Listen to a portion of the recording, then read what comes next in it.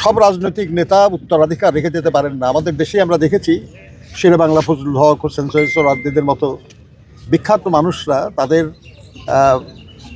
আদর্শ ধারণ করে সামনে এগিয়ে যাওয়ার মতো সেরকম কাউকে রেখে যেতে পারেন নাই।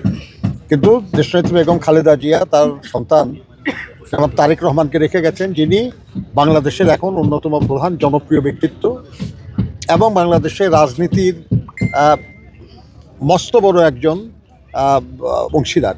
যুক্তরাষ্ট্রের এক নম্বর জিম চেইন গোল্ড জিম এখন আবারও বাংলাদেশে।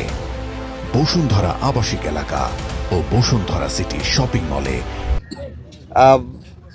আমরা মনে করি যে বাংলাদেশের মানুষ তার মাধ্যমে ইতিবাচক পরিবর্তন দেখতে চায় এবং সেজন্যই তাকে নিয়ে মানুষের এত আকাঙ্ক্ষা, মানুষের এত আবেগ।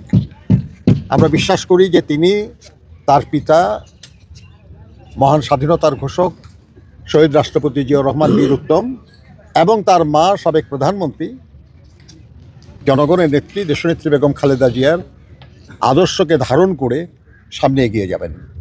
তারেক রহমান সাহেব অলরেডি বলেছেন যে আমার মা যেখানে কাজ শেষ করেছেন আমি সেখান থেকে শুরু করব।